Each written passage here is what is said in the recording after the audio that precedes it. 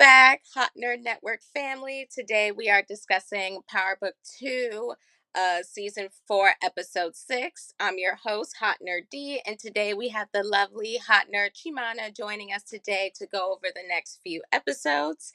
So say hi, Chimana. Hello.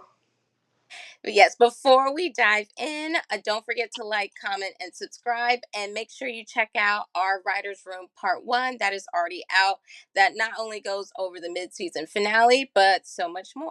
But now we are going to get to it, starting with this episode's recap. So this episode starts off with Drew following Carter in order to get information on him to use against him, but gets caught in the act. Diana is preparing to welcome her child, who she is sure is a boy. Tariq and Brayden meet with Noma to work out an agreement to be left alone on campus so that they can continue doing their business without a threat from her by leveraging the fact that they will tell Anya everything, including that she is responsible for killing her father in the midst of that. Carter and his team break into Monet's house and threaten them back into control. They end up arresting Drew so that he can complete another mission for them in jail by killing an inmate who was ready to testify against him. He even finds out more information on another snitch, Roman, Zion's old worker, to gain an upper hand with Carter's team. Zion interrupts the meeting with Wiley and Noma trying to shoot and kill her, but instead kills Wiley instead. We see that Zion is actually another one under the control of Carter as well. He threatens to go public with their agreement, and Carter sends Felicia, another dirty cop on his team, to take him out before he does. But instead of handling it herself, she forces Diana to do it for her.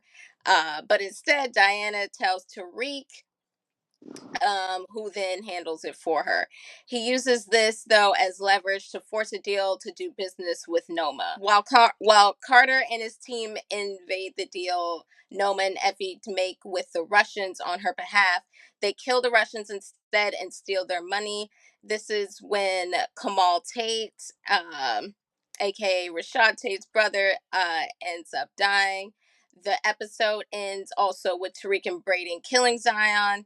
Again, Kamal Tate dying because he found out the truth about Carter, and Felicia fighting Diana, which she ends up kicking her in her stomach, which we now know is because she is pregnant. So that was definitely one way to start off the second half of the final season. So I will pause there. What did you think, or what stood out to you coming back from the mid-season finale?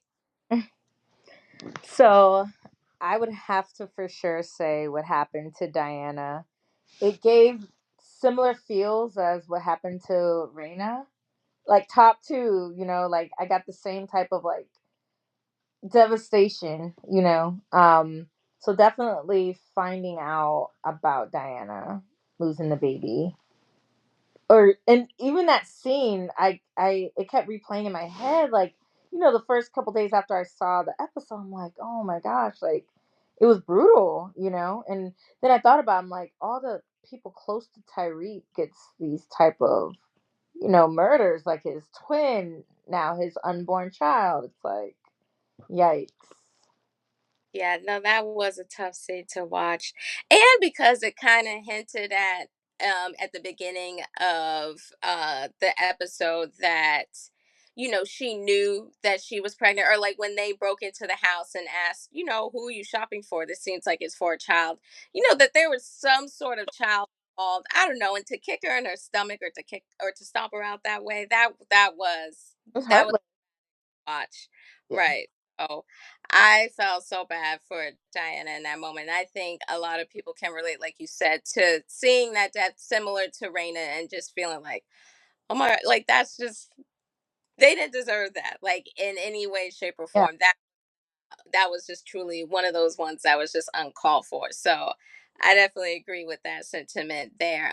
One of my favorite parts was also Drew handling the mission in jail for Carter, because it gives us another side to Drew. Well, we always knew he was strategic, but still, I think even up until this season, people still try to undermine him or still don't think that he's fully capable of doing the things that he's doing. But, you know, Carter recognizes that Drew, like, I know you'll figure out a way. It's kind of similar to Tariq, where they both have that kind of like strategic kind of way how they go about things where they really do think everything through or they really can execute a plan and do it well. So that was like my kudos to Drew. Like, you can't handle your business when you have to, and I'm not the one trying to undermine you here.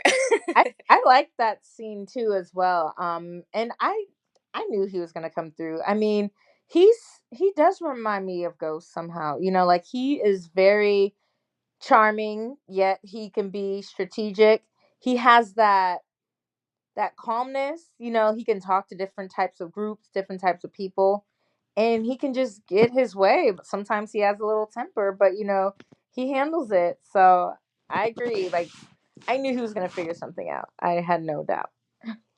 And then even you mentioning that he's similar to Ghost, that reminds me of the scene when Tariq and Brayden are fighting Zion, and Zion at the end is like, "Okay, little ghost," or what he says, Right, and so it's just like once again, like we do see nods to Ghost, and we do see nods to seeing the way that he would handle things and seeing it being replicated through multiple different characters, like you said, through not only Tariq but also through Drew. But I also thought that was not a traumatic scene, but that was a cool scene too because I thought Zion was honestly going to take both of them out because throwing them through walls, he was just right. throwing anywhere. So I'm surprised, honestly, that they actually did get the drop on him. I mean, of course, Tariq can't die at episode 6, but still, I really didn't think that they were going to pull that one off. But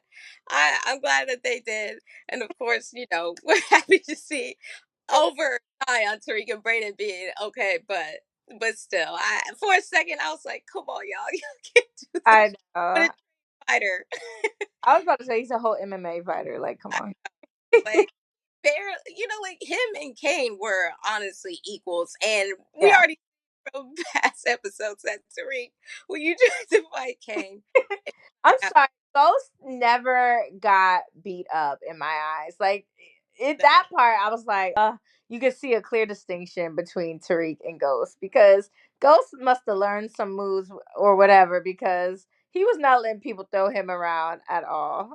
he was, that's why even like previous in the season when Zion nodded to that when they first came and were Yeah. in like, this is just not the way your father or your Uncle Tommy would have approached it in this way. So I think that they're definitely trying to highlight in that aspect that he's still a kid, Right. like in a grown up world for real, and trying to maneuver and handle things like an adult, like a true adult. But at the end of the day, we all see him, as it, which he still is. He's very much still a college student, a Right. college trying to navigate himself with through all these adults, and he's still making it through though. So he's so shout out to Tariq and Brayden as well. But He held it down. I know I can't see this happen again. I really can't. But it probably will. But I think that'll be like their evolution, like when they really do step up or in, the position as though they see themselves like they're not going to take that. They're gonna go to the gym. They're gonna be big as cake by next time, and it's all gonna work out. It might it'll all make sense if we ever see the genesis of Ghost and Tommy. If we see how they evolve, Yeah. you know? Right. Again, we did meet Ghost and Tommy more so in their prime, like Right. when already very much well established, Right. and they earned a lot of the respect that we see others refer to them as. So Tariq, Right. he's trying to build, like he's getting, he definitely has been handling different things and maneuvering throughout this whole season. But it's just it's just those See, moments that just make us remember, like, oh, okay, once again, like this is still Ghost's son, this is right. still kid, he's very much well. still, has some growing up to do. But Right. We see at you read. Don't the worry. yeah, with the mindset though, like the skill set is already there. So Right. it's now kind of just the reality that has to follow up as Right. but even because we know even that we just talked about with Diana and that traumatic scene, now that we kind of went over the big highlights, the hot topic question I do have for you is, who do you think is the most like capable or comparable of taking on Felicia? Like, who do you think, based on what we know as of now, should do it or is the best person to do it? Do you think it's Diana, or do you think it should be someone else? Because we definitely know they have to come for her. That would be Okay. But I would have to say it has to be Diana. I mean, she took the biggest hit, you know. I think she just has to because she has Tejada blood running through her. She has to do it. She has to. That's my honest opinion. I don't, and even if someone else does it for her, I don't think it'll ever sit right with her. I feel like she has to do this. Mm. That's a thing. I agree. I think there's a strong conviction for her to do it, and from an audience perspective, like would see her kind of get her day in court, or like be able to what just happened, very uncalled for. But Right. I think also Tariq too, because that's still his child as well. And then also with Monet, like that's still her grandchild. So I think, like we're also seeing just how this baby is connecting a whole lot of different people. And so a whole lot of people do actually have stake in what just happened and, you know, Hmm. want to avenge this, however way it goes. So I think we will just have to see it there, but I'm excited. I really think that this was a great way to come back from our mid-season finale. I think it sets the tone for what is to come for the back half of the season. So I'm excited to keep seeing what's going to happen and how it all really unfolds. But yes, that will be a wrap for episode 6 recap.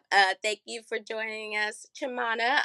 Always a pleasure to have you here. We're going to have you back here soon to episode. But yes, don't forget to like, comment, and subscribe to stay updated with Hot Nerd Network. And then again, remember to chime into our Writers Room Part 1 that is already out, that goes over the mid-season finale and so much more about the story. And but until then, stay nerdy, folks.